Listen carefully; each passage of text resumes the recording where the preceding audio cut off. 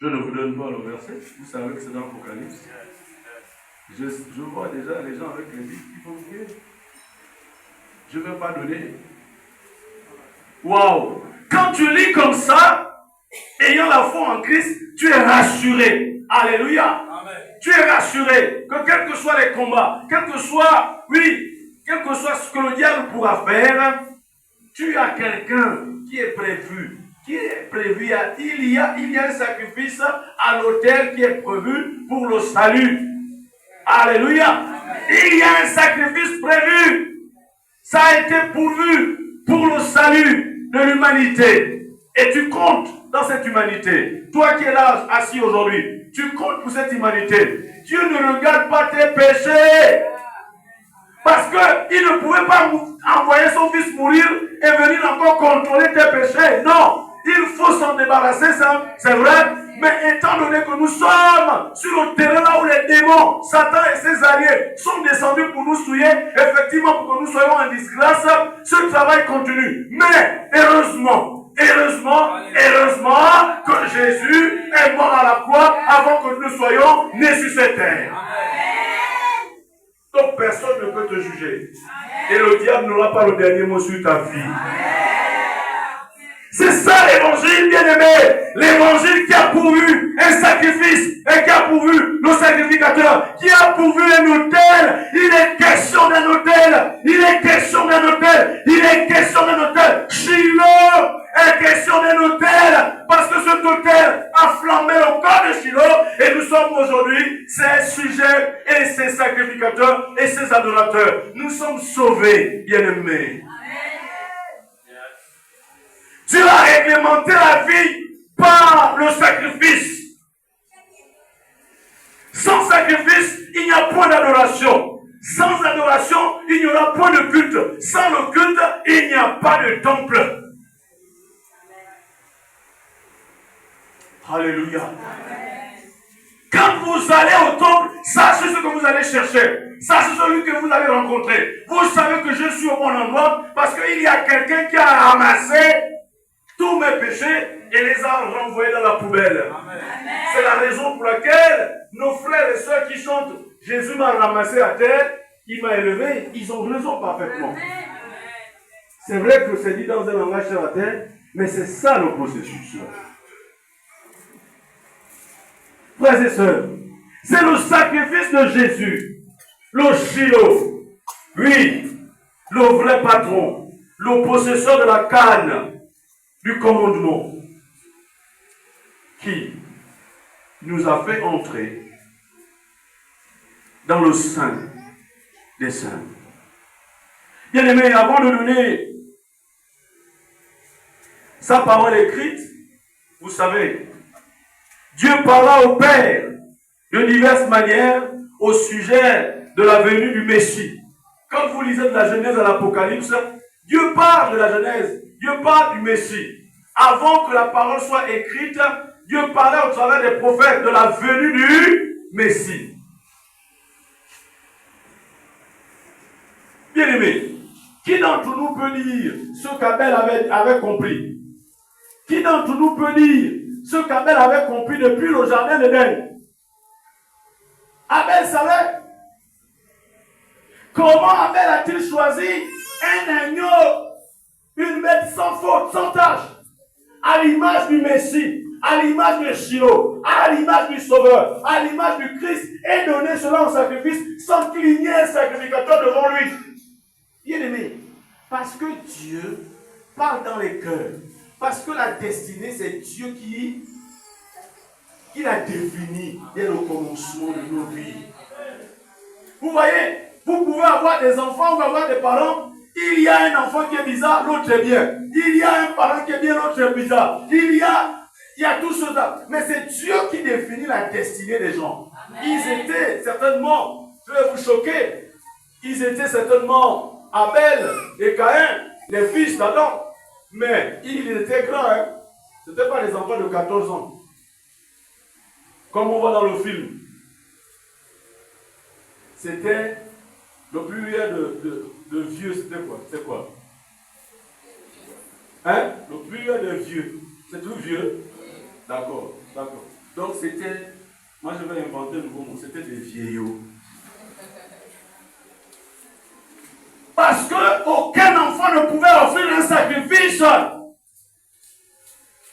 Aucun enfant ne peut offrir un sacrifice. Mon fils, il est zélé souvent. On l'appelle l'évangéliste. À l'âge de mon enfant là, Daniel peut attraper un animal, faire des cailloux et donner un sacrifice. Est-ce qu'à l'âge de Daniel peut avoir un champ, hein? Afin qu'il prenne les produits de son champ et l'offrir à Dieu? Qui sont ceux qui font cela? Les adultes, n'est-ce pas? Amen. Amen. Donc effacez l'idée de cette offrande des deux enfants qui étaient des bébés comme on enseigne à l'école du dimanche. Non, c'était des papas. Donc ces papas connaissaient le sens de l'offrande.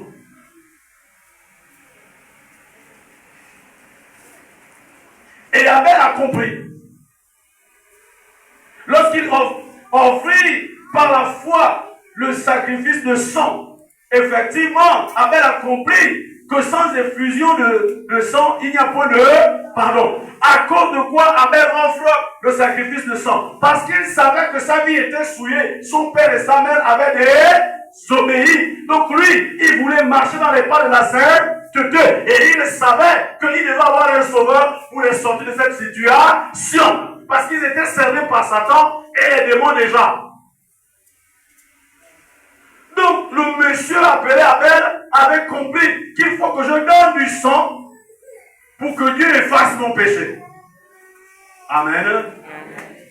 Mais il ne savait pas que qu'en le faisant, c'était directement, il annonçait la venue de Jésus un jour sur cette terre. Mais regardez depuis le jardin d'Éden, combien de milliers d'années avant que Jésus ne vienne là tout récemment, à l'époque des Romains, pour se faire crucifier, afin de répondre à la parole qui dit, maudit soit celui qui est pendu au bois. Jésus va revenir au... Malgré votre Munda, Jésus revient. Et c'est ça le message de l'église. Normalement, ça devait être le message de l'église. Jésus revient. Moi, je ne dis pas bientôt. Moi, je dis Jésus revient. À coup sûr, il revient. Regardez depuis qu'Abel avait compris ça. Calculez le nombre d'années, des milliers d'années. Hey, vous voyez, Abel là, assis au ciel, il était tellement fier et content. Il dit que moi j'étais prophète de mon temps. Est-ce que tu peux être prophète et prophétesse de ton temps pour annoncer la venue de Jésus? Non, ce n'est pas pour dépouiller les poches des gens.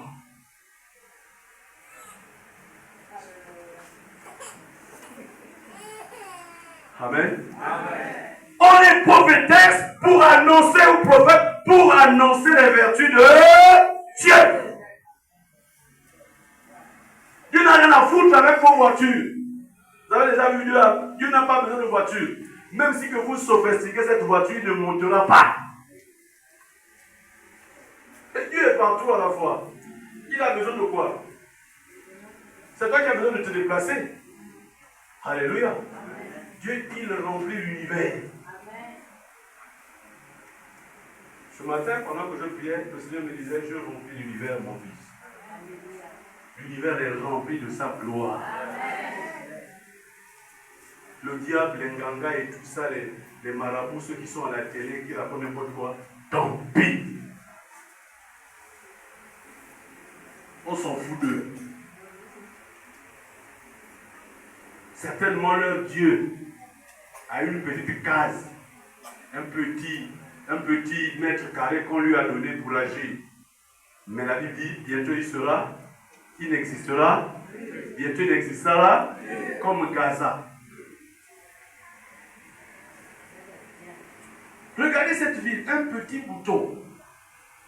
Mais comme c'est l'œuvre du diable, ils se sont multipliés jusqu'à avoir 6 millions de personnes au même endroit. Libreville même qui est si grand, 2 fois plus grand que Gaza, n'est pas aussi peuplé comme ça. Le diable a dit, faisons vite les enfants pour envoyer Israël. Mon œil, Israël va les taper. La seule chose, c'est qu'on envoie des missionnaires pour qu'ils écoutent l'évangile. Parce que la Bible dit celui qui croira, pas celui qui va porter le nom d'une nation. Celui qui croira sera. Donc si les Gazaouis écoutent Jésus, ils seront. Sinon Israël va les décimer selon ce qui est écrit dans la Bible. Je vais vous dire une chose. On va faire une parenthèse. Je vais déjà vous terminer. Attendez. J'aime parler d'Israël parce que c'est Dieu aussi qui m'a demandé de le faire. L'église, je vois que l'église a oublié ça. Lisons Jérémie. Quelqu'un peut lire Jérémie 31?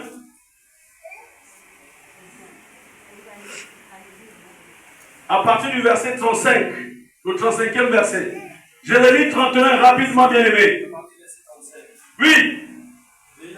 Donnez-lui un micro, viens ici rapidement. Donnez-lui le micro. Vous allez voir comment Dieu aime Israël. J'ai lu la parole de Dieu dans Jérémie 31, oui. Verset 35. Oui. Ainsi parle l'Éternel. Ainsi parle l'Éternel. C'est pas écrit ainsi parle Benjamin. C'est pas écrit ainsi parle l'ONU. C'est pas écrit ainsi parle l'OTAN. C'est pas écrit ainsi parle le président Macron. C'est pas écrit ainsi parle le russe Poutine. Ça, c'est écrit ainsi parle quoi? L'Éternel. Allons. Qui a fait le soleil pour éclairer le jour? Qui a fait le soleil pour éclairer le... Aucune organisation dans ce bas monde n'a créé le soleil afin d'éclairer le monde. Mais c'est Dieu qui a créé le soleil pour une seule raison, afin qu'il éclaire le jour, oui. Qui a destiné la lune et les étoiles à éclairer la nuit? Qui a destiné la lune et les étoiles pour éclairer la nuit? Alors, qui soulève la mer et fait mugir ses flots? Qui soulève la mer et qui fait mugir ses flots, donc les vagues de la mer. C'est Dieu qui agite ça. Alors, lui dont le nom est l'Éternel des armées. Lui dont le nom est l'Éternel des armées. Le je suis. Celui qui suit. L'Éternel des armées. Alors, oui, parce que, je m'arrête, arrête-toi. Parce que pour Dieu, le soleil est une armée. La lune est une armée. Les étoiles sont des... Même les fourmis qui sont dans vos maisons, là, c'est des armées de l'Éternel. Parce que si les fourmis arrivent à inonder Libreville, savez que Dieu peut envoyer des insectes. Aucune société ne combattra, même si avec les écoles, vous pompez, Dieu envoie. Vous pompez, il envoie. Et puis, les produits vont finir à la pharmacie ou les entreprises, il va vous tuer. On ne joue pas avec Dieu. C'est lui le patron des armées. Amen. Donc il est question de force dans la nature. Quand vous entendez l'Éternel des armées, il est question de rapport de puissance. Le soleil est une puissance. La lune est une puissance. Les étoiles sont des puissances. Mais l'Éternel, c'est lui qui les a créées. Amen. Et c'est lui qui est au-dessus de toutes ces armées. Alors, nous les autres, nous sommes une armée. Verset 36. Oui. Si ces lois viennent à cesser devant moi. Ah, écoutez-moi bien, ne parle pas vite. Si ces lois, c'est-à-dire que les lois qui ont permis à Dieu de créer le soleil, de créer la lune, de créer les étoiles, le soleil pour éclairer le jour, les étoiles et la lune pour éclairer la nuit, et la mer pour mugir, pour qu'il y ait tout le temps des vagues. Il n'y a jamais une mer sans vagues. Même la mer de Galilée qui est renfermée, il y a toujours des vagues. Est-ce que vous m'entendez? Même la mer morte. Oui. Donc si ces lois venaient, alors. Si ces lois viennent à cesser devant moi. Si ces lois viennent à cesser devant Dieu. Oui. La race d'Israël aussi cessera pour toujours d'être une nation devant moi. Arrête-toi là. Ça veut dire quoi? Si Dieu meurt, hein? Si Dieu n'existe plus, si Dieu n'existe plus, Israël n'existera plus non plus. Qui? Les Américains qui ont seulement compris ça. Des foutus pays comme le Gabon, un pays de vauriens comme ça, et vous pensez que Dieu a ça. La Bible dit qu'Israël porte mon nom. Nous devons s'allier à eux.